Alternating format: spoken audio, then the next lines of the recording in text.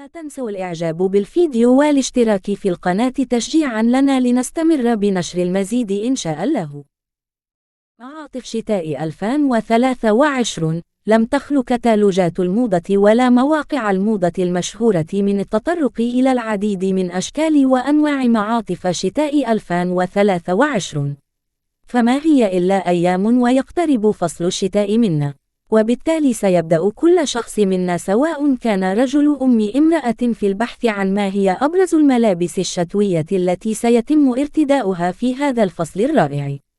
ألوان موضة معاطف شتاء 2023. تكثر الألوان في الشتاء عن فصل الصيف، وتنعكس ذلك على ما نرتديه من ملابس، وبالتالي أصبح هناك الكثير من الألوان المتعارف عليها والمشهورة في ملابس فصل الشتاء على الأخص. ولكن كل عام يكون هناك لون العام، حيث جاء اللون الرمادي أو جراي ودرجاته كأبرز لون في شتاء 2023. فاللون الرمادي يعبر عن التوازن والحيادية، كما هو قادر على إعطاء مظهر أنيق وبسيط وراقي في نفس الوقت.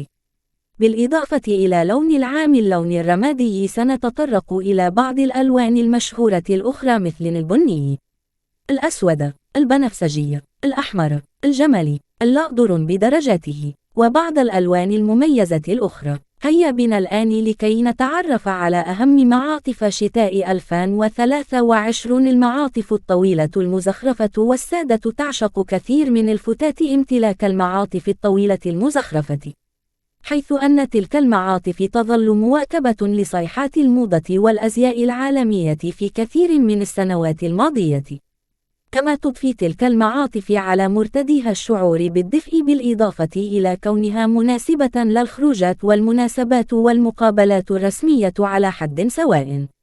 كما ظهرت في بعض عروض الأزياء والموضة التي قامت في السنوات الأخيرة بعض المعاطف الطويلة بأستي الفستان. والآن نأتي ببعض تصميمات مميزة لأفضل معاطف شتاء 2023 طويلة، سواء كانت مزخرفة أو سادة. المعاطف المبطنة. تصميمات معاطف صوفية مميزة. معاطف الفرو. تعد معاطف الفرو أحد أهم معاطف شتاء 2023، حيث تضفي هذه المعاطف على الفتيات مزيدا من الجمال والرقة، وبالتالي عليك إلا تتنازل عن وجود معطف مصنوع من الفرو ضمن خزانة ملابسك. كما تعد معاطف الفرو الواسعة أحد أفضل صيحات وموديلات الموضة في شتاء 2023. فمن الممكن أن تختاري معطفا واسعا طويلا من الفرو باللون البني، بكل تأكيد سيكون رائعا عليك. وإليك بعضا من أحدث أشكال وتصميمات المعاطف المصنوعة من الفرو لعام 2023. معاطف شتاء 2023.